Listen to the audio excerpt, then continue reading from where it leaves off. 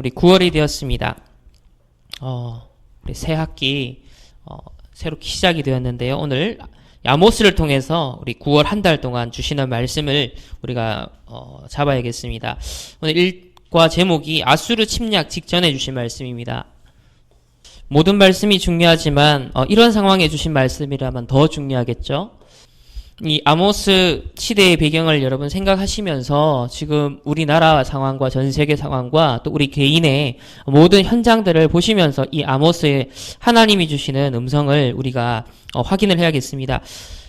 우리는 무엇인가는 소통을 해야 되는데 우리가 하나님과 소통하는 포럼을 아모스를 통해서 우리 계속 좀 해 나가야겠습니다. 1과 2과 3과 4과 말씀 쭉 이렇게 말씀하시면서 우리 교사들과 우리 랩넨트들이 진짜 포럼을 깊게 해봐라. 그 말은 말을 많이 해봐라. 그 말이 아니라 진짜 말씀 듣는 중에 우리가 강단을 통해서 흘러나오는 그 말씀 듣는 중에 하나님께서 주의 종을 세워서 말씀 선포케 하실 때 도대체 나와 하나님이 무엇이 통하길 원하시는가? 여러분 친구 결국은 뭡니까? 통하는 사람이잖아요. 그러니까 세상에서도 육신적으로 통하고 우리는 뭘 통해야 됩니까? 하나님과 통하는 예배 시간입니다. 그 이유가 없다면 이 앉아있어도 이거는 우상숭배에 종교 생활과 별 다를 바가 없습니다. 이 시간 우리가 말씀 들을 때 하나님과 통하는 그 초점, 안테나가 맞춰져 있느냐? 그 주파수가 맞춰져 있느냐? 그것을 우리가 좀 생각하시면서 도대체 아모스를 통해 하나님이 우리로 하여금 듣길 원하시고 깨닫길 원하시고 적용하길 원하시는 게 무엇인가를 우리가 질문하면서 첫 번째로 이 질문입니다. 왜 아모스를 하나님이 선택하시고 사용하셨을까? 그는요, 훌륭한 제사장이 아니었습니다. 우리가 전통적으로 제사장들이 하나님의 말씀을 심부름하고 그렇게 했었는데요. 이 아모스는 제사장이 아니라 평범한 양치기 목자였습니다. 또 뽕나무를 재배하는 농부였습니다. 다시 말하면 당시의 제사장 계급은 최고 엘리트잖아요. 신학을 공부하고 그 당시에는 신정 일치 사회니까 뭡니까? 이 제사장이요 모든 왕에게도 그렇고 전 백성들을 다스릴 수 있을 만한 그러한 자리에 있는 사람이에요. 그런데 그런 제사장이 아니라 너무나 외딴 곳에 있는 목자였고요. 그냥 무식한 농부였습니다. 그리고 성경에는 그가 드고아 출신이라고 합니다. 쉽게 말해서 수도권이 아니라 서울이 아니라 지방대 출신이라는 거예요. 예루살렘이 아니라 변두리 시골 출신이라는 겁니다. 그러니까 실력이나 스펙이나 배경으로 따지자면 화려하지 않은 사람이에요. 그런데 왜 하나님이 이 아수르 침략 직전에 하나님이 주시는 말씀의 심부름을 누가 했느냐 하면 아모스가 했다는 거예요. 이건 굉장한 중요한 의미가 있습니다. 우리가 아모스가 이 시대에 아모스로 하나님 불렀거든요. 그러면 왜 이 아모스를 하나님이 사용하셨을까? 계속 질문하셔야 됩니다. 두 번째로 하나님께서 이제 종교개혁이 이제 내년이면 500주년이 되어집니다. 마틴 루터를 통해서 중세 완전 복음 없어지고 말씀 사라져버리고 교황이 그야말로 신이 되어 있는 그런 시대에 중세 이 흑암을 걷어내는데 마틴 루터를 사용하셨습니다. 말씀을 회복했고 복음을 회복했습니다. 믿음으로 말미암아 구원을 받는다. 천주교는 행위로 말미암아 구원받는다 했는데 행위가 아니다. 나는 아무것도 의로운 것이 없다. 내가 행하는 그 의도 너무나 더러운 옷과 같다. 오직 복음을 믿음으로 말미암아 나는 하나님의 자녀가 된다. 이 한 방이 중세 어마어마한 권력과 재산을 가지고 있었던 이 카톨릭을요 완전 박살냈습니다. 우리가 잘 아는 종교개혁으로 기억되어지는 역사가 되었죠. 그리고 그 500주년이 흐르면서 그래도 전 세계 복음이 전파되었습니다. 그런데 드디어 500년 만에 복음이 사라지기 시작했습니다. 유럽 교회가 문을 닫고 있고요. 미국 교회가 문을 닫고 있고요. 한국 교회가 이제 감소하고 있습니다. 그러면서 종교 통합운동, 이 종교 저 종교 다 함께 가자. 너무 평화의 메시지를 전하죠. 그리고 좀 힘이 있는 대형교당 교권은요, 2단 아닌 건 2당으로 만들고 2단인 것은 풀어버리고 지금 이런 상황입니다. 오직 복음, 오직 그리스도 말하는데 2단 누명 씌우고요. 이번 주간은 말도 안 되는 일이 일어났지 않습니까? 여러분, 김기동의 베레아, 베레아의 김기동, 그죠? 2단이지 않습니까? 이번에 통합에서 풀었어요. 말이 안 되죠. 다락방은 풀려고 이렇게 하다가 통합에서 언급도 안 하고 그냥 지나갔어요. 근데 그 통합교단에서 누구를 풀어줬느냐? 김기동을 풀어줬어요. 귀신론, 잘하네. 귀신론으로 오랫동안 한국교회 진짜 이단이었던 김기동의 베레아를 이번에 풀어줬습니다. 사면해줬어요. 특별 사면. 자, 올바른 오직 복음운동 하겠다라고 우리 혹시라도 한국교회에 우리가 잘못한 게 있으면 시정하겠다, 고치겠다 라고 사정하면서 우리가 올바른 복음운동 하기 위해서 하는 전도운동하는 단체는 끝까지 안 풀어주면서 귀신론, 그건 진짜 이제 귀신론 말 그대로 이단 사상이거든요. 근데 그 김기동은 요번에 풀어줬어요. 이거는 교회사적으로 그야말로 이건 진짜 교권의 남용이고 교권에 의해서 바리새인들이 예수님을 정죄해서 이단 몰아가지고 십자가에 못 박게 한 것이나 지금 의인들이 올바른 전도자들이 우리가 한 20년 전에 그런 누명을 썼었지만 이제는 더 말도 안 되는 상황이 온 거예요. 20년 전보다도 더 말이 안 되는 상황인 거예요. 김기동은 풀어주면서 다락방은 풀 수 없다 이래 되는 겁니다. 어떻게 생각하십니까? 하나님이 왜 2000년 전에 초대교회가 회복했던 성경적인 다락방 전도운동을 하나님 왜 준비하셨고 그 가운데 우리 교회를 여러분들을 렘넌트를 왜 부르셨는가? 여러분 질문하셔야 돼요. 하나님과 진짜 소통되려면 질문하셔야 됩니다. 진리에 반대되는 교권 남용은 오히려 주류로서 인정을 받고 있고 오직 그리스도의 이 복음 성경에서 가장 강조하는 본질을 얘기하는데 그 본질은 가로막고 있는 누가 하는 짓일까요? 사단이 지금도 역사합니다. 그런 중에 질문해야 됩니다. 왜 하나님이 나를 렘넌트로 부르셨는가? 렘넌트가 뭡니까? 남은 자잖아요. 성경의 구약과 신약이 쭉 일관되게 흐름이 있습니다. 소수의 복음을 이해하고 복음의 언약을 이어나간 렘넌트라는 남은 자라는 표현들이 곳곳에 나옵니다. 능력도 없는데 이 시대 살릴 렘넌트로 불러주셨습니다. 상처투성이인데 가정과 학교와 민족과 세계를 살릴 렘넌트라는 언약을 하나님이 과감하게 우리에게 주십니다. 이 모든 현장을 복음으로 살려낼 영적 지도자다. 우리에게 그렇게 하나님 축복하십니다. 나아가서 영적 서밋, 기능 서밋, 문화 서밋으로 이 시대의 흑암 문화를 개혁하고 이 시대의 3단체의 복음을 전하고 저 강대국의 재앙과 전쟁을 막는 시대의 개개인을 파고드는 영적 문제를 정말 해결할 수 있는 이 복음 전할 전도자로 하나님 이 시대의 남은 자로 우리를 불렀다라고 하시거든요. 그래서 하나님과 진짜 소통되는 이유를 가진 자가 돼야 됩니다. 내 삶에 대한 한탄을 하는 우리의 핑계와 원망과 안 될 수밖에 없는 조건에 대해서 계속 말하는 그 이유를 찾는 것이 아니라 그런 나인데 왜 부르셔서 하나님께서 도대체 무엇을 위해서 나를 우리 교회를 이 시대의 전도자를 렘넌트를 따로 부르셨는가? 성경에서 계속 반복되어 왔던 그 스토리 속에 우리가 있다라는 사실을 보셔야 됩니다. 초대교회 그대로 일어났던 그 상황 속에 우리가 오늘날 처해서 있다라는 것이 눈이 번쩍 뜨셔야 됩니다. 누구에게 하나님이 응답과 축복을 쏟아주시느냐? 이 소통이 된 자. 오늘 이 예배의 이유가 뭘까요? 하나님과 통하기 위해서입니다. 한 주간 살면서 하나님과 막혔던 부분을 뚫어내고 다시 새롭게 하나님과 통하는 것으로 시작을 해야 되기 때문에 오늘 이 자리에 우리 나왔습니다. 진짜 하나님과 소통되어지는 예배의 시간이 되었으면 좋겠습니다. 첫 번째로 우리 한 달 동안 나눌 이 아모스의 시대적인 역사적인 배경을 먼저 한번 정리를 해보겠습니다.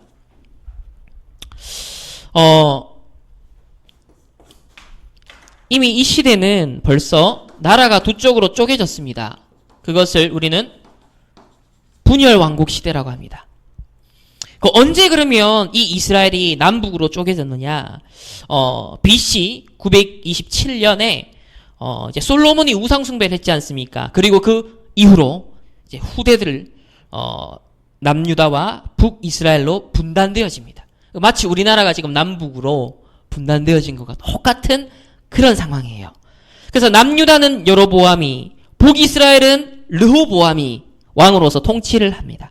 그리고 이들을 통하여서 본격적으로 우상이 점령하기 시작합니다.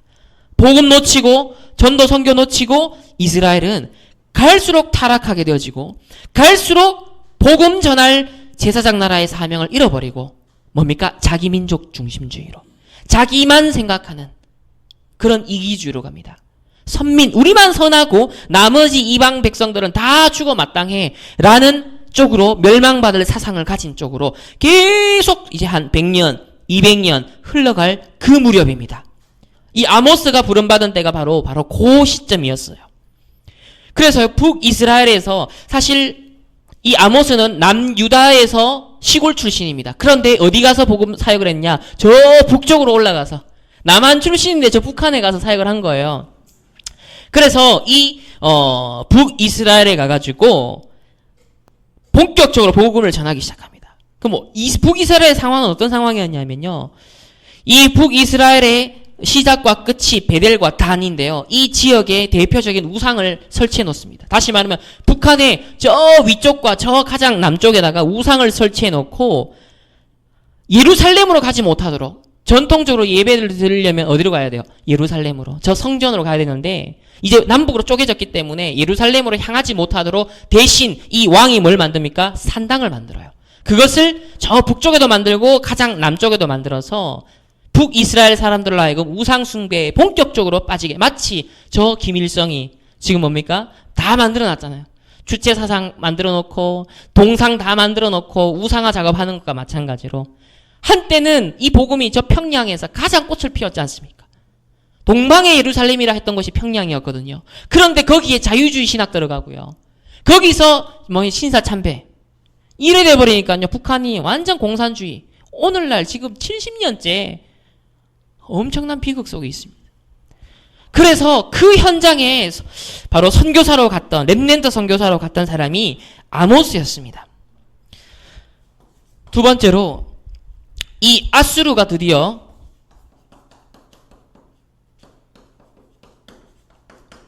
북이스라엘을 침략해서 북이스라엘을 멸망시킵니다. 자, 이 시점이 언제냐? 바로 BC 722년입니다.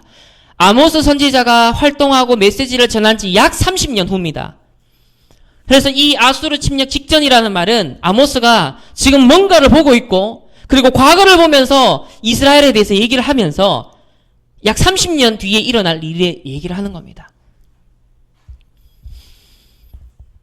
그 결과가 어떻게 됐냐? 아수르 침략으로 우리 주보에도 나와 있지만 이스라엘의 모든 남자들은 포로로 끌려갑니다. 그럼 여자들은 말할 거 없겠죠. 무슨 일을 당했을지.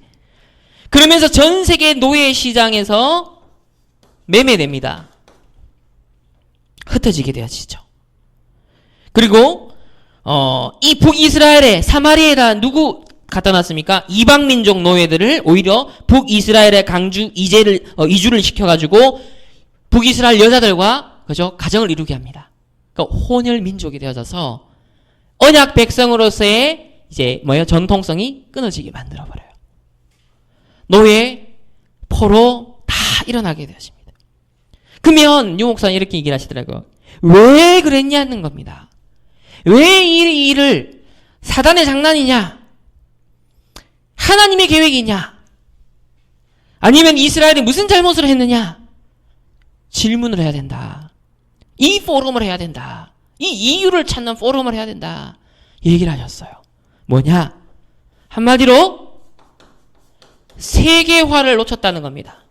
다시 말하면 선교와 정면으로 반대되는 사상을 갖고 있었다는 거예요. 그래서 그걸 깨부수는 게 뭡니까? 포로로 끌려가게 만들어서 전 세계에 흩어지게 해서 세계화시키는 겁니다. 우리 민족만 생각하는 민족주의에 심취되어 있었던 이 이스라엘의 깨어지지 않는 고정관념, 뿌리 깊은 사상을 깨뜨리는 수단이 포로로 끌려가고 노예로 팔려가며 오히려 이방 민족이 와서 혼혈 민족 만들어서 다민족을 만들어버려요. 그러면서 결국은 어디에 눈을 뜨게 만듭니까? 이방 민족의 눈을 뜨게 만드는 거예요. 우물 안에 갇힌 개구리의 상황이었는데요. 침략당하고 팔리고 또 오니까 세계화, 자동으로 억지로 세계화가 되는 겁니다. 사실 처음부터 하나님이 아브라함 부를 때 너를 인하여 너로 말미암아 모든 열방이, 모든 민족이, 요 공식을 잊지 말았어야 돼요. 이 언약 공식을. 하나님 나를 부르신 건 나를 통해 누군가가 복음 듣게 하기 위해서, 나를 부르신 것은 우리 가정과 가문을 복음화하고 민족과 전 세계에 복음화하고 지역을 복음화하기 위해서 우리 교회가 있는 건데, 그것과 상관없이 우리 교회만 잘 되면 돼, 우리 집만 잘 되면 돼, 내만 잘 되면 돼, 이거 아니라는 거예요. 그래서 이것을 깨뜨리는 사실 사건이었습니다. 그래서 오늘날에도 마찬가지로 자꾸 세계화와 반대되는 쪽으로, 선교와 반대되는 쪽으로 가는 사상, 어떤 이념은 우리가 경계를 해야 되는 거예요. 우리가 과거사, 지금 예를 들면 친일파 문제, 과거사에 있었던 아픔들 있잖아요. 그걸 우리가 좌파 우파의 지금 대결로 막 싸움으로 정치인들이나 지금 많은 역사, 사회 이런 이슈들이 충돌을 하고 있거든요. 우리는 그걸 벗어나서 하나님의 관점에서 그걸 봐야 됩니다. 도대체 예를 들면 일제시대를 통해 하나님께서 우리나라의 세계복음화를 위해 준비하게 하신 게 무엇일까를 봐야 되거든요. 단순히 인간의 관점에서 우리 민족이 늘 한스러운 그 아픔을 상기시키면서 우리 민족이 또 당했네라는 관점은요, 또 멸망하는 사상으로 민족주의로 갈 수밖에 없는 거예요. 그래서 하나님은 세계 복음화 처음부터 계획을 하셨기 때문에 이 눈을 가지고 우리는 볼 수 있어야 됩니다. 예를 들면 마태복음을 기록한 마태 전직이 뭐였어요? 마태의 전직이 뭡니까? 세리였습니다. 세금을 거두는. 그것도 어떤 상황에서? 로마에 속국되어서 로마를 대신해서 이스라엘 백성들의 세금을 걷어가지고 착취를 하는 그말로 친일파와 같은 존재였어요. 그런 그를 예수님이 찾아가셔서 뭐예요? 제자를 삼습니다. 그러면서 마태복음은 누구를 위해서 기록한 복음서예요? 주로 유대인. 가장 친일파를 했던 사람이, 가장 민족에 대해서 부끄러움이 많은 사람이에요. 가장 눌림이 있는 사람인 거예요. 근데 예수님 불러가지고요, 복음으로 완전히 치유하시고 누구를 향해서 가게 해요? 그 자기 민족을 향해서 이 유대인들로 하여금 복음 깨닫도록, 왜 이스라엘이 이렇게 속국될 수밖에 없었는지, 그래서 이렇게 착취를 당할 수밖에 없었는지 다른 이유가 있다라는 거예요. 본질적인 이유가 있다라는 거예요. 그래서 뭘 회복해야 되는 것인지, 주는 그리스도시요 살아계신 하나님의 아들이십니다. 이게 마태복음에 기록이 되어 있는 거예요. 전부 다 비본질에 빠져서 이렇게 이 나라가 어려움 당했고, 그래서 이렇게 피빨림을 당하고 있는 우리나라, 나도 사실 몰랐다. 거기에 하수인 노릇했다. 그런데 알고 봤더니 그리스도를 놓쳤던 거였다. 난 그리스도를 만났다. 이제 우리 민족에게 왜 이런 어려움을 당할 수밖에 없었는가? 그리스도를 전하겠어. 이 미션을 받고 마태는 뛰었던 거죠. 확 뛰어넘는 겁니다. 자기 과거도 상처도. 그렇다고 봤을 때 우리가 과거사 재해석을 복음적으로 선교 중심적으로 한다는 의미가 무슨 말인지 아시겠죠? 세상에서 언론이 떠드는 것 따라, 좌파 우파가 하는 것 따라 우리가 좌지우지 되는 것이 아니라 복음을 관통하여서 전도와 선교 중심으로 하나님이 섭리하시고 세계 역사를 이루어 나가시는 데 있어서 어떤 게 세계 복음화에 유리한 것인가, 하나님의 발판으로 준비하신 것인가, 요거를 헤아릴 수 있는 초점이 우리에게 있어야 된다는 거예요. 이스라엘이 이걸 놓쳤던 거거든요. 그래서 아모스, 그러면 아모스 당시 상황은 어땠냐? 다시 말하면 아수르 침략 받기 전에 약 30년 전까지의 상황. 그 당시 상황은요, 솔로몬 이후로 최고의 전성기를 이 북이스라엘이 살고 있었습니다. 군사력, 경제력에서 그 당시가 이제 여로보암 2세 시대인데요. 이때 군사력과 경제력이 최상으로 다시 회복이 되어집니다. 그러니까 이 이스라엘은 어땠어요? 자신감 있는 거예요. 왜? 잘 되니까, 성공하니까, 돈 버니까, 권력도 생기니까 굉장히 뭐랄까요? 그러니까 어떻게 봤냐면 저 이방 민족들은 전부 다 굴복시켜가지고 전부 다 뭐예요? 멸망받아야 될 족속들 이렇게 보고 있었던, 차라리 어려움을 당하면 그렇게라도 못 볼 여유가 없잖아요. 그런데 군사력, 경제력, 여유가 있었어. 힘이 있었어요. 복음 중심적으로 전도와 선교를 위해서 하나님 주신 축복을 모르고 군사력, 경제력을 가지고서 다른 민족을 짓밟는 데 쓴 겁니다. 그 눈을 가장 강하게 뜨고 있었던 시대가 바로 이 아모스 시대였어요. 절정에 달했던 시대입니다.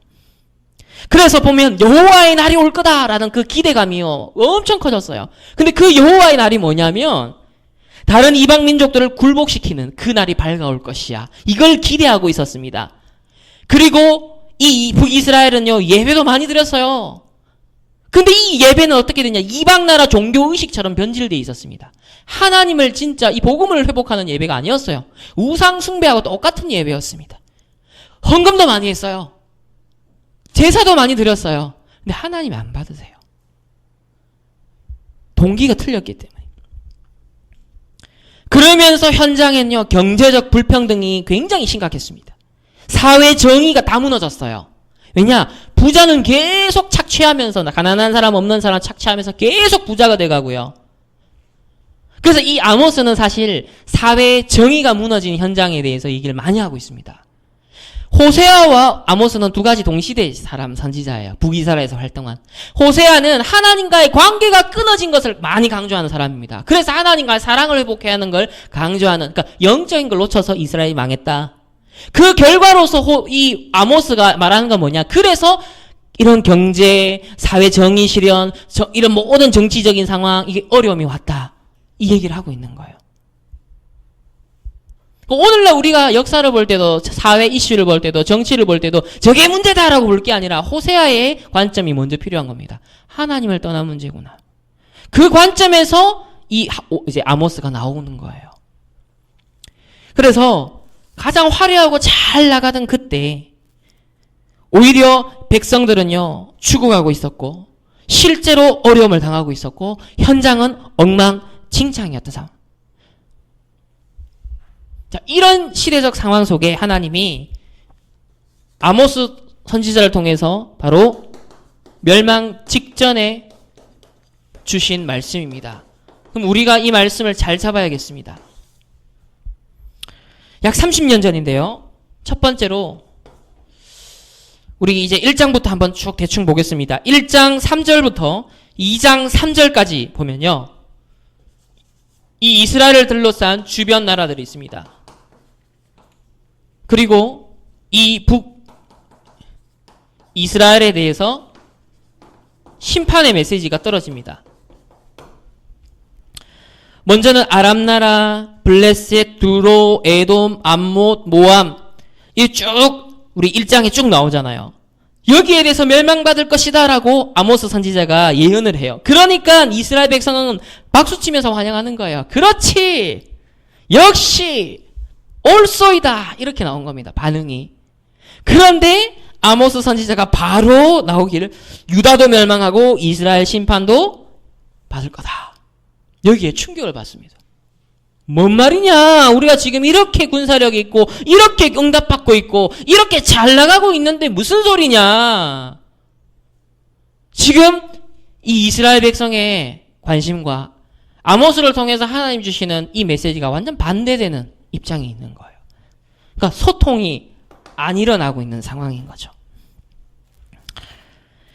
그래서 이 이스라엘이 제사장 나라, 제사장은 뭡니까? 재앙을 막는 역할.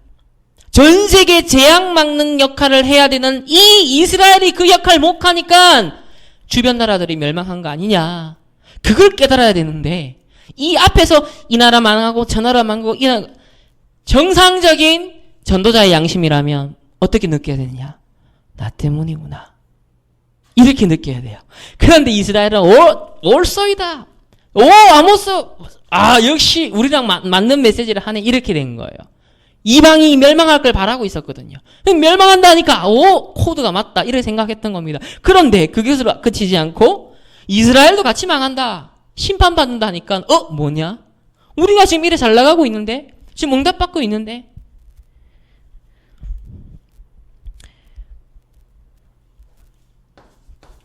두 번째로 그러면 왜 심판받느냐? 왜 멸망했느냐? 그 이유가 참 중요하죠. 우리 2장 4절을 한번 보겠습니다. 자, 2장 4절에 보면 쭉 나오다가 한 넷째 줄에 여호와의 율법을 멸시하며 그 율례를 지키지 아니하고 그의 조상들이 따라가던 거짓 것에 미혹되었습니다. 뭡니까? 이 율법은 복음이잖아요. 하나님이 주신 복음을 멸시했어요. 말씀을 멸시했어요. 그리고 율례는 뭡니까? 집중훈련이 않습니까? 이 복음을 개인화할 수 있는 하나님 주신 시스템이거든요. 절기를 지켜라, 무슨 제사를 드려라, 뭐 이렇게 하라라고 명령하셨던 그 여러 가지 제도들이 있습니다. 신명기에 보면. 그런데 그 모든 율례들은 일종의 우리로 하여금 하나님과 소통되도록 만드는 시스템이거든요. 근데 그 시스템을 다 지키지 아니하고 조상들이 했던 대로 거짓 것에 우상 숭배하는 쪽으로 저 세상 사람들 기준 저 불신자 가치관, 세계관 그들이 좋아하는 것 같이 동화되어 따라가는 겁니다. 다시 말해 거기에 마음이 빼앗긴 거예요. 내가 유다의 불을 보내리니 예루살렘의 궁궐들을 사르리라. 자, 이거는 남유다에 대한 예언이라면 그러면 이 북이스라엘은요 이제 6절부터 나오지 않습니까? 6절부터 쭉 나옵니다. 그러면서 우리 11절 12절을 보시면 자, 북이스라엘 무슨 실수를 해서요? 너희 아들 중에서 자 렘넌트들 중에서 선지자를 너희 청년 중에서 렘넌트들 중에서 나시린을 일으켰나니 이스라엘 자손들아 과연 그렇지 아니하냐 이는 여호와의 말씀이니라. 그러나 너희가 나시린으로 포도주를 마시게 하며 또 선지자에게 명령하여 예언하지 말라. 어떤 상황입니까?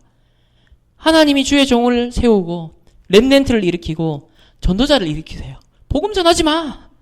오직 그리스도 말하지 마. 세상 기준 따라가. 포도주를 마시게 하고 세상의 좋은 것들, 세상에서 위안받았던 것들, 그 가치관, 그 세계관을 그대로 수용하고 따라갔다는 거예요. 렘넌트들로 하여금 그렇게 만들었다는 거예요. 직접 간접적으로. 우리가 렘넌트들한테 본을 보여줄 부분이 굉장히 참 주의해야 될 부분이죠. 불신앙의 본이냐, 믿음의 본이냐, 언약을 따라가는 본이냐, 언약을 거스르는 본이냐. 그거는 말하지 않아도 전달되어집니다. 앞모습이 아니라 뒷모습을 본다 했거든요. 그래서 실제 내가 혼자 있는 시간이 참 중요하죠. 그래서 우리 렘넌트들로 하여금 불신앙을 심어버리니까요.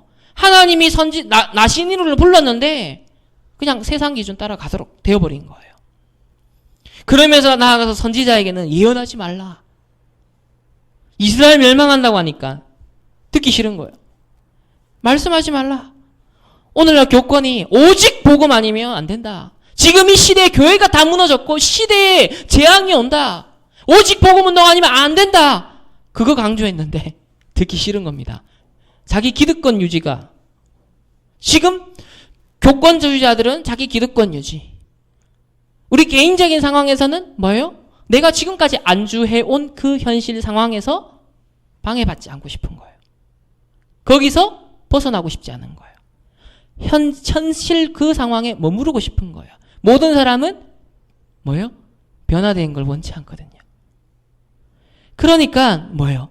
심지어는 예언하지 말라, 말씀하지 말라까지 나온 겁니다. 심판의 이유였습니다. 그래서 선지자와 나시린의 정체성을 놓쳤고 또 누군가로 하여금 놓치게 만들 정도가 되었다는 거죠. 내가 주인된 삶이었습니다. 3장으로 넘어가서 이제는 2절 3절에 보면요. 내가 땅의 모든 족속 가운데 너희만을 알았나니 그러므로 내가 너희 모든 죄악을 너희에게 보응하리라 하셨나니 두 사람이 뜻이 같지 않은데 어찌 동행하겠으며. 이 뭔 말인지 아시겠습니까? 모든 족속 중에 너희만 알았나니 이거 선민사상 아닙니까? 하나님이 이스라엘만 알았다는 거예요. 그런데 이걸 오해를 한 겁니다. 이스라엘은 말 그대로 우리만 알았네 이래 된 거예요. 그런데 하나님은 뜻이 뭐였냐면 너희만 안 이유가 그 너희가 바로 전 세계 열방을 품어라. 그거 내가 아브라함 통해 처음부터 얘기했지 않냐. 그거를 알아야 되는데 그러니까 3절에 뭐예요? 두 사람이 뜻이 같지 않은데 어찌 동행하겠냐. 하나님의 뜻은 열방을 향한 이스라엘만인데 이 이스라엘은 열방 다 죽이는 이스라엘 이 뜻을 품었어요. 그러니까 어떻게 돼요? 소통이 안 일어나는 겁니다. 같이 동행할 수가 없는 거예요. 뜻이 다르기 때문에. 여러분 지금 여러분 생각과 마음과 영혼에 어떤 뜻이 있습니까? 어떤 생각이 있습니까? 어떤 언약이 나를 움직이고 있습니까? 하나님과 통하는 뜻이길 바랍니다. 이번 아모스 선지자 이 메시지를 통해서요. 하나님과 동행할 수 없는 그래서 뜻이 다른 하나님과 동행할 수 없도록 만드는 뜻이 다른 그 부분이 하나님 진짜 하나님과 뜻이 같아지는 하나님과 동행할 수 있는 하나님 그러한 응답들이 우리에게 있을 수 있도록 우리가 언약을 함께 잡아야겠습니다. 세 번째로 이 아수르 침략 전에 하나님은 경고의 나팔 소리를 계속 주셨죠. 우리 3장 6절을 한번 보겠습니다. 3장 6절 7절에 보시면 성읍에서 나팔이 울리는데 백성이 어찌 두려워하지 아니하겠느냐. 예를 들면 적군이 막 침략해 들어오고 있고 위협이 오는데 사이렌이 울리지 않습니까? 그렇지 않겠습니까? 만약에 전쟁이다 아니면 뭐 자연재앙이다 그 폭염이 일어나도 우리한테 문자가 오지 않습니까? 경고 문자가 오거든요. 성읍에 나팔이 울리는데 그러면 그런 경고 문자를 받고 밖에 나가 실컷 내가 선택해야지 이런 사람 아무도 없는 거예요. 경고를 받아들이잖아요. 나팔이 울리는데 백성이 어찌 두려워하지 아니하겠으며 여호와의 행하심이 없는데 재앙이 어찌 성읍에 임하겠느냐 하면서 주 여호와께서는 자기의 비밀을 그 종 선지자들에게 보이지 아니하시고는 결코 행하지 않으신다. 다시 말하면 말씀을 통해서 오랫동안 얘기를 하셔요. 말씀을 통해서 계속 하나님이 경고의 말씀, 전도자를 통해 우리에게 지금 시대의 하나님 메시지를 알려주십니다. 그거는 뭐냐면 지금 아수르가 침략하기 직전까지 계속 경고의 나팔을 계속 주시거든요. 이때 우리가 알아듣는 지혜가 참 필요하겠죠. 그 은혜가 우리에게 필요하겠죠. 그래서 13절에 보시면 주 여호와 만군의 하나님의 말씀이니라 너희는 듣고 야곱의 족속에게 증언하라. 이렇게 말씀 듣고 여러분의 자녀들에게요 증언하라는 거예요. 증거를 가지고 말하라는 거예요. 하나님의 뜻과 벗에서 어긋나 있는 나의 뜻. 그래서 하나님과 동행할 수 없는 상태가 되어버린 그러한 하나님께서는요 경고의 말씀을 자꾸 주십니다. 그러면서 야곱의 족속에게 증언하라. 후대들에게 이 비밀을 전달하라라고 얘기를 하시죠. 그러면서 4장부터는요 어떤 식으로 자꾸 경고를 주셨습니까? 6절을 보면 내가 너희 모든 성읍에서 너희 이를 깨끗하게 하며 너희 각 처소에서 양식이 떨어지게 하였으나 너희가 내게로 돌아오지 아니하였느니라. 과거에 지금 조상들 얘기를 하면서 이 얘기를 하는 겁니다. 다시 말하면 양식이 떨어지고 또 8절에 보면 두세 성읍 사람이 어떤 성읍으로 비틀거리고 물을 마시러 가서 만족하게 마시지 못하였으나 너희가 내게로 돌아오지 아니하였느니라. 만족이 없어요. 9절에 보면 곡식을 마르게 하는 재앙이 또 일어납니다. 또 10절에 보면 전염병, 또 칼로 너희 청년들이 죽고 너희 말들을 노력하고 너희 진영에 악취로 코를 찌르게 하였으나 너희가 내게로 돌아오지 아니하였다. 그러니까 여러 가지 경고의 사인들을 주시는데요. 안 돌아오는 거예요. 반응이 없는 겁니다. 소통이 안 일어나는 거예요. 이 얘기를 이제 과거 선조들이 이랬다라고 얘기를 하시는 거예요. 그러면서 11절에도 보면 내가 너희 중에 성읍 무너뜨리기를 하나님이 내가 소돔과 고모라를 무너뜨린 같이 하였으므로 너희가 불붙는 가운데서 빼낸 나무 조각 같이 되었으나, 그러니까 이런저런 환란, 시험, 어려움 당해요. 경제도 어려워지고 육신에도 건강에도 문제가 오고 우리의 현실 속에 많은 어려움들이 와요. 그런데 그걸 통해서 결국은 모든 것은 뭐냐면 하나님과 소통되는, 하나님의 뜻을 찾는 그 시간인데, 근데 이스라엘은 어떻게 됐냐면 너희가 내게로 돌아오지 아니하였다. 우리 이제 지난번에 집중훈련 때 봤지만 편도체가 마비가 된 겁니다. 편도체라는 건 우리가 어떤 위험 상황 왔을 때 경각심을 갖고 거기에 딱 대처할 수 있도록 보호 본능으로 우리에게 주신 거예요. 그런데 그 편도체가 이제 가버리면 어떻게 돼요? 쥐가, 편도체를 제거한 쥐는 고양이 앞에 가도 무섭지가 않은 거예요. 그 무섭지 않으면 뭐합니까? 결국은 어떻게 돼요? 잡아먹히는 거예요. 다시 말하면 그때는 편도체가 제대로 반응을 해서 경고가 하면서 피해야 사는 겁니다. 그런데 오늘날 스마트폰은 어디를 마비시키냐면 일단 전두엽을 마비시켜요. 그리고 더 심각해지면 이제는 위협 상황인데도 그게 위협으로 안 느껴지는, 그게 뭐예요? 사이코패스 상황인 거예요. 편도체가 마비가 되는 겁니다. 이렇게 말씀의 경고를 알아들을 수 없는 상태가 오늘날 문화를 통해, 미디어를 통해, 사상을 통해 흘러 들어가고 있죠. 그와 마찬가지로 이 이스라엘이 그와 같았다는 거예요. 그럼 하이라이트는 뭐냐? 12절이죠. 그러므로 이스라엘아, 내가 이와 같이 너에게도 행하리라. 내가 이것을 너에게 행하리니 이스라엘아, 네 하나님 만나기를 준비하라. 굉장히 재밌는 표현입니다. 앞에서 쭉 이스라엘 조상들의 역사를 얘기하면서 내가 또 너희들에게도 이렇게 사인을 보낼게. 그때 제발 뭐라? 하나님을 만나라. 하나님 만나기를 준비하라. 굉장히 참 직접적인 표현이죠. 하나님 만나기를 준비하라. 그 말은 앞에 있었던 모든 사건들은 무엇을 위한 거였다? 하나님 만나도록 하기 위한 거였다는 거예요. 그죠? 불신자에게는 그게 그야말로 멸망의 저주예요. 그런데요, 하나님 자녀가 당하는 고통, 어려움은 뭐예요? 하나님이 하나님의 뜻, 정말 이스라엘을 통해 원래 열방을 향해서 살리도록 하나님의 본래 뜻대로 찾아가도록 하는, 그게 뭐예요? 다 사인인 겁니다. 그래서 실패를 위한 실패가 아니라, 멸망을 위한 멸망이 아니라 생명을 위한 잠시의 넘어짐이라는 거죠. 그게 복음 안에 있는 은혜입니다. 복음 안에 있는 은혜라는 거예요. 그렇지만 하나님은 사실 좋으신 하나님이에요. 처음에는 우리의 전두엽, 이성적으로 판단할 수 있고 정상적인 상태에서 하나님과 소통할 수 있는 말씀을 주십니다. 그것도 너무나 은혜로운 말씀, 너무나 축복되는 말씀을 신명기에도 전반부에 보면 전부 다 축복하는 내용밖에 없어요.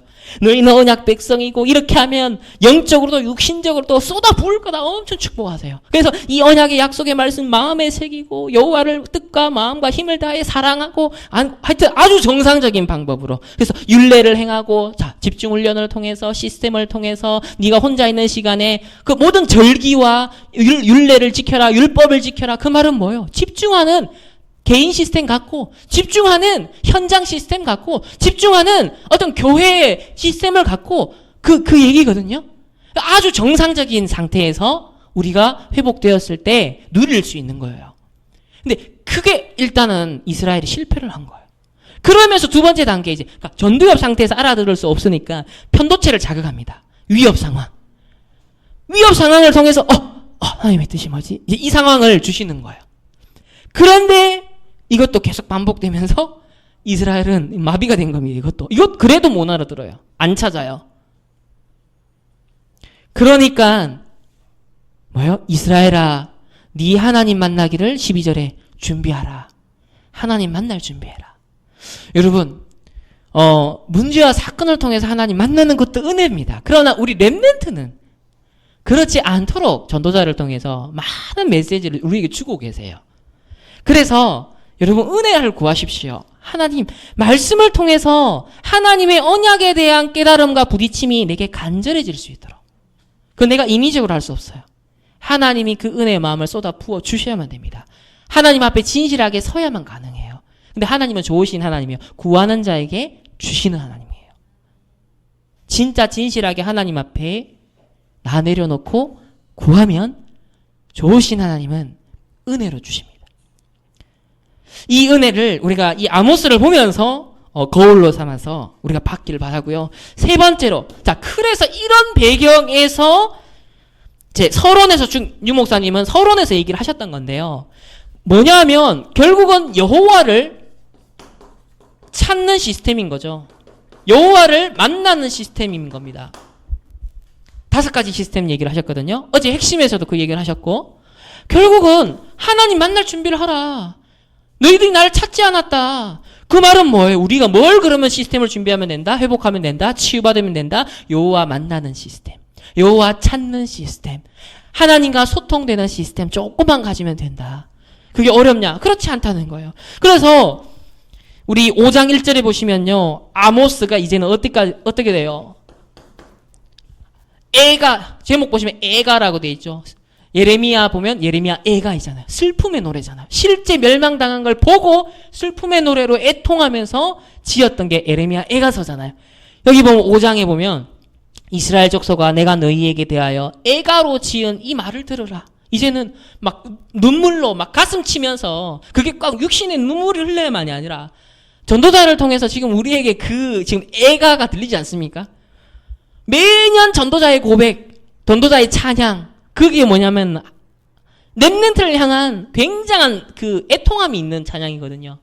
이스라엘의 엄청난 실패했던 역사, 2000년 교회사의 전 역사에 실패했던 역사, 그 모든 교훈을 다 발판 삼아 이 시대에 우리 렘넌트들이 망하지 않고 전 세계가 망하지 않도록 하도록 어떤 길을 걸어가야 되는지에 대해서 아주 압축적으로 너무나 어렵지 않게, 만약에 종교생활 하라 그러면 저 바다 끝에서 너희들이 오라고 할겠냐? 지난번 얘기했죠. 저 먼 곳에서 내가 오게 하겠냐? 그렇지 않다. 네 마음에 있다.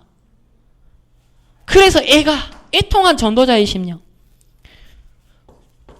그래서 두 번째로 이제 5장에 보면요, 4절부터 보시면 뭐라고 나와요? 여호와께서 이스라엘 족속에게 이와 같이 말씀하시기를 너희는 나를 찾으라. 그리하면 뭐 한다? 살리라.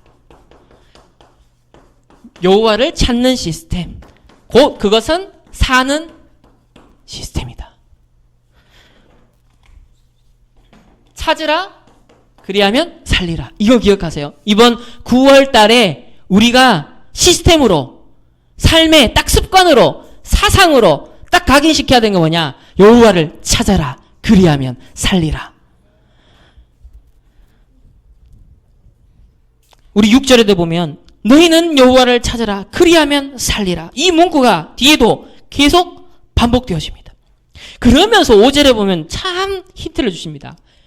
보세요. 4절에 나를 찾으라, 그리하면 살리라 라고 하면서 5절에 베델을 찾지 말며 길갈로 들어가지 말며 부엘세바로 나아가지 말라. 길갈은 반드시 사로잡히겠고 베델은 비참하게 될 것이라. 뭐예요?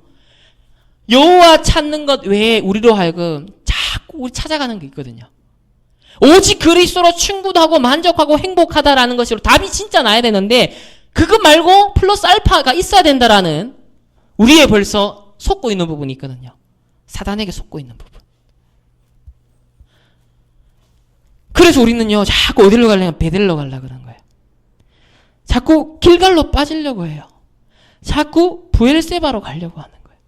한 주간을 지나면서도 우리가 말씀 잡고 이러다가도 또 결단이 희미해지면서 쓱 어디론가 가요, 자꾸. 그죠? 여러분이 좋아하고 마음이 끌리는 그 무엇으로 가겠죠. 자꾸 우리는 부엘세바, 베델로, 길갈로 가는 거예요.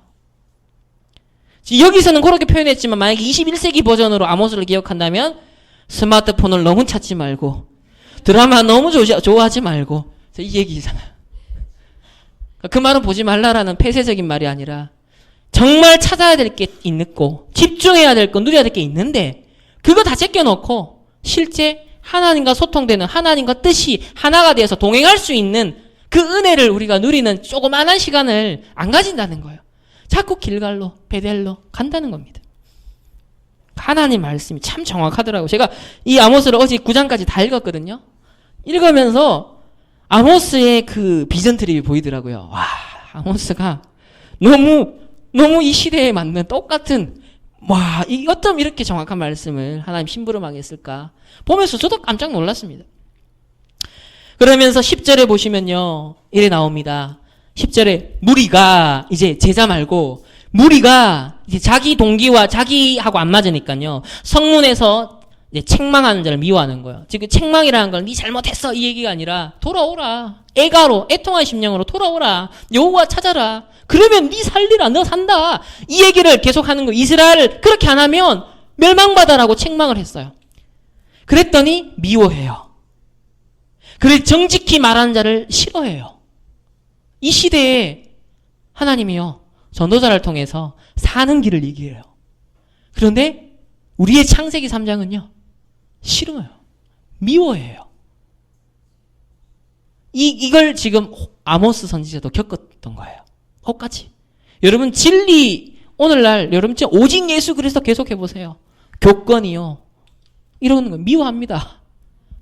싫어합니다. 그래서 13절에 보면 그러므로 이런 때에 지혜자가 잠잠하나니 이는 악한 때임이라. 뭐예요? 말을 많이 해서 지금 될 게 아니라 기도하는 거. 기도 아니면 안 되는구나. 지금 악한 교권들이 공격해 들어오고 의인을 핍박하고 옳은 말을 하는 사람을 핍박하고 사는 길을 얘기해 주는 사람을 미워하고, 다시 말하면 계속 대화하면 논쟁이 되잖아요. 그러니까 지혜는 있는 사람은 말을 안 하는 거예요. 뭐 하면? 잠잠하게 기도하는 거예요. 왜? 때가 악하기 때문에. 그래서 14절에 너희는 살려면 선을 구하고 악을 구하지 마라.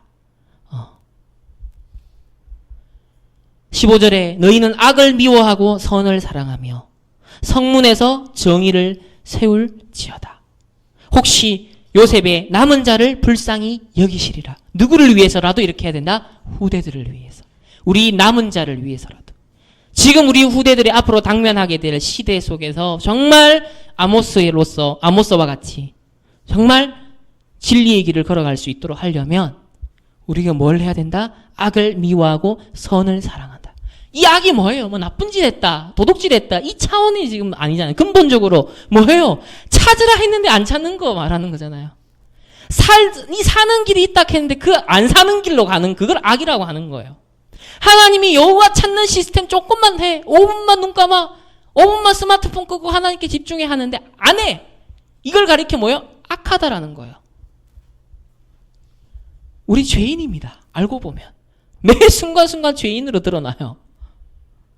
그래서 여호와 하나님의 긍휼하심을 구할 수밖에 없어요. 8장 11절에 보면 결국은 뭐 때문이냐면 주 여호와의 말씀이니라. 보라, 날이 이를지라 내가 기근을 땅에 보내리니 양식이 없어 주림이 아니며 물이 없어 가람이 아니요 여호와의 말씀을 듣지 못한 기갈이다.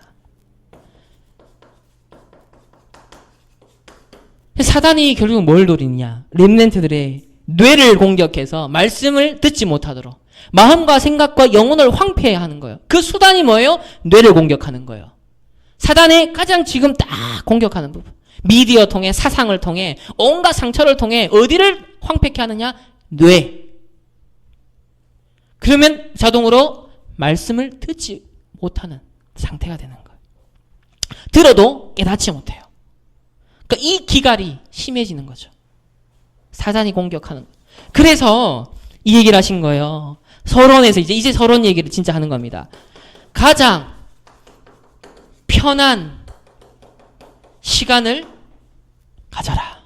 그러면서 첫 번째로 영적 시스템. 우리에게 뭐가 없냐? 영적 시스템이 없다는 거예요. 우리가 영적 존재인데 영적 시스템이 다 무너졌다는 겁니다. 그래서 이 영적 시스템의 첫 시작으로 하나님의 말씀을 묵상하라 했습니다. 그러면 우리 지금 복음 선고를 암송하고 묵상하잖아요. 그거 가지고 하시면 돼요. 그리고 이 아모스 말씀 받았잖아요. 이 말씀 가지고 하면 돼요. 두 번째는 무슨 시스템이 없다? 뇌 시스템이 없다. 그래서 우리가 조금 눈을 감고 하나님 앞에 집중하는 시간. 그래서 제가 지금 뇌와 관련된 책도 보고, 여러분들도 유튜브 뇌 관련된 거 한번 보세요. 뇌 치면요 관련된 거 진짜 많습니다. 그런 거 몇 개만 보셔도 메시지가 돼요. 아, 인간 이렇구나. 내가 이렇게, 내가 가진 뇌가 이렇구나. 그럼 하나님 말씀이 이런 식으로 작용을 하는구나. 그럼 사단이 뭘 공격하겠냐? 이런 지식이 생겨요. 그런 것들이 메시지가 되기 시작하죠. 그렇다면 이 뇌가 조금 더 하나님과 통하는 상태가 되려면 우리가 어떻게 되냐? 이 복음의 말씀을 가지고서 각인시키고 뿌리 내리고 체질되게 하는 시간을 가져라고 했습니다. 세 번째는 우리 몸의 시스템을 회복해야 된다. 우리가 육신을 입고 있기 때문에 운동과 이런 호흡을 통해서 우리가 그러니까 운동을 해도 그 운동에 맞는 근육이 생겨요. 골프 근육이 생겨요. 축구 근육이 생겨요. 마찬가지로 우리가 호흡을 할 때 호흡이 왜 잘 안 되냐? 우리 아랫배라든지 단전이라든지 뭔가 호흡을 딱 멈추고 집중할 수 있는 편안하게 하는 근육이 아직 형성이 안 됐다. 그럼 이것을 조금 형성할 수 있는 훈련이 필요하지 않겠냐? 사실 상식적인 얘기잖아요. 그러니까 이거 하려니 기도가 안 되고 기도하려니 이게 안 되고 이렇게 왔다 갔다 하는 게 이게 근육이 안 생겼기 때문에 편하지가 않는 거죠. 그러면은 그럼 안 할 거냐? 근육 생길 때까지 편안하게 계속 도전하면 되는 겁니다. 그러면서 네 번째가 스펙 시스템을 갖춰라. 여러분의 취미, 장점이 있다. 이것을 살리고 그러다 보면 이 앞에 것을 세 가지를 하다 보면 달란트가 발견된다. 이것이 10%, 1% 유일성 재창조까지 가게 되어진다. 그래서 여러분의 학업, 여러분이 하고 있는 기능에 있어서 스펙 시스템을. 다섯 번째는 우리에게 전도 시스템이라 했습니다. 이것은 막 나가서 전도하는 것 이전에 오늘의 작은 일, 지금 내가 처한 오늘 현장, 요걸 놓치지 마라. 오늘 내게 일상 속에 주어진 그 사소한 일 있잖아요. 그 평범한 일 있잖아요. 주부로서의 일이 있고, 그죠? 우리가 그냥 평범하게 하는 그 모든 일상이 있거든요. 그걸 다 전도 시스템으로 보라는 거예요. 내가 밥하는 것도 그렇고 모든 것도, 내가 샤워하는 것도 그렇고 모든 일상의 사소한 것도 전도 시스템으로 보라는 거예요. 그 속에서 하나님과 소통되는 시간 자꾸 가지고. 이런 측면에서 지성보다 영성이 먼저 각인된 아모스를 사용했다는 거예요. 비록 출신은 지방대 출신이고 시골 출신이고 부족한 스펙을 가졌어요. 그런데 멸망 직전에 하나님의 말씀을 심부름하는데 누구를 썼냐? 자기 지식, 자기 경험, 자기 기준 갖고 뭘 말하는 사람 말고 하나님의 말씀 정확하게 심부름할 수 있는 사람. 그 사람을 세운 거예요. 만약에 이 멸망 직전에 사람 눈치 보고 만약에 내가 이렇게 말하면 계산해가지고 내가 손해보겠다 라는 사람이 만약에 이때 섰다면 어떻게 될까요? 망하는 겁니다. 아모스 선지자를 이 시대의 전도자가 조금만 타협하면 한국 교계로부터 어떤 면에선 좋은 소리 들을 수 있어요. 그런데요, 오직 그리스도라는 것, 이거 타협할 수 없는, 신사참배 앞에 주기철 목사님이 절할 수 없었던 배경이 있었거든요. 똑같은 이유예요. 아모스 선지자가 본질을 말할 수밖에 없는 이유가 있어요.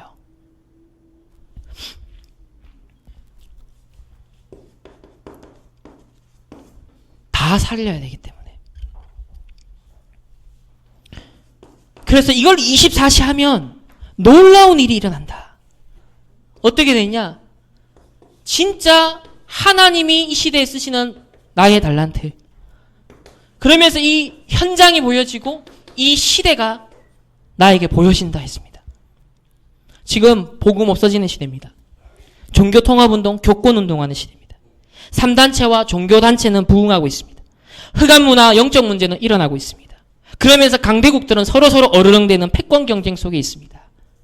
그런 중에 우리나라 저 북한 지금 심각합니다.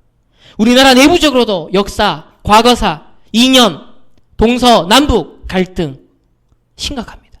우리 후대들은 엄청나게 지금 사상적으로도 한쪽으로 치우쳐가고 있습니다. 정말 이런 상황에서 우리가 하루에 꼭 한 번은 꼭 한번 뭐 하라? 이 5가지 시스템을 생각하라 했습니다. 5가지 시스템을 계속 의식하면서 생각하면서 계속 그러면 이제 24시가 되거든요. 왜 이게 중요합니까? 앞에서 그렇게 간절하게 얘기했던 아모스 선지자를 통해 우리가 증거를 봤던 그 부분을 뒤집을 수 있는 유일한 방법이거든요. 이 시대에 우리가 아모스 선지자에서 경고처럼 이스라엘이 멸망받는데 우리가 그럴 수 있는데 그렇지 않도록 하는, 이 시대가 그렇게 될 수 있는데 그렇게 안 되도록 하는 흐름을 바꿀 수 있는 게 있는데, 그게 비록 아모스 선지자처럼 아무 진짜 배경도 없고 실력도 없는 연약한 사람이지만, 우리 원단 메시지 때 무슨 메시지 받았습니까? 출애굽을 하는데 위대한 일을 한 게 아니라 아주 사소한 일을 했지만 그 중요한 일을 했다.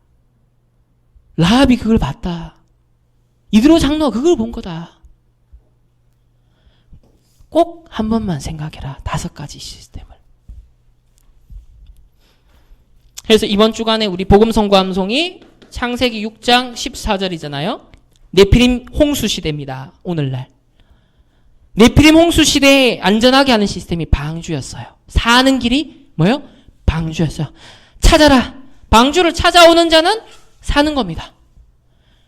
이번 주 복음 선구도 아모스 선지자의 시대적 배경과 똑같이 연결되는 복음 선구거든요. 이 아모스 선지자의 상황을 보면서 똑같았던 네피림 그 현장을 승리했던 시스템이 뭐였습니까? 바로 방주라는 시스템. 이거 보고 다 오도록. 방주 짓는 120년 동안 모세는 노아는 얼마나 집중이 됐겠습니까? 이 자체가 시스템이었어요. 방주 짓는 작업 자체가. 여호와를 찾는 시스템. 아모스 제가 정독을 처음부터 1장에서 9장까지는 처음인데 참 중요한 흐름이 다 들어 있습니다. 사는 길이 달려 있습니다. 저는 최대한 제가 사는 길을 찾고 여러분도 사는 길, 현장도 살리는 길을 최대한 찾고 심부름하는 일을 이번 또 9월 한 달 동안 아모스 선지자를 통해 주신 메시지를 가지고서 심부름하겠습니다. 여러분들도 아모스 선지자와 같은 그 역할을 여러분의 현장에서 하실 수 있는 그러한 중요한 언약을 붙잡으시기를 예수 그리스도 이름으로 축복합니다. 기도하겠습니다. 하나님 감사합니다. 지금도 똑같이 아모스 선지자가 당면했던 시대와 같습니다. 정말 이때 이 복음을 가지고서 정말 누리고 전달할 수 있는, 각인시키고 뿌리내리고 체질로 만들 수 있는 영적 시스템을 가지게 하시고, 이것이 안 되도록 하는 사단이 파괴시켜버린 우리의 뇌의 상태를 회복하며 우리의 육신 또한 온전히 하나님 영적인과 소통될 수밖에 없는데 최적의 상태를 회복할 수 있는, 이 시대에 하나님 주신 천명 사명 감당할 수 있는 그러한 육신의 응답도, 체력의 응답도 하나님 허락하여 주옵소서. 스펙의 시스템을 준비하게 하시고, 하나님 정말로 전도 시스템, 나의 작은 일 속에서 오늘의 현장 속에 임마누엘 누리며 하나님의 위대한 계획들을 찾아 누리는 아모스 선지자와 같은 사명 감당하는 우리 모든 렘넌트와 교사들, 우리 부모님들 되게 하여 주옵소서. 감사드리며 살아계신 예수 그리스도 이름으로 기도합니다. 아멘.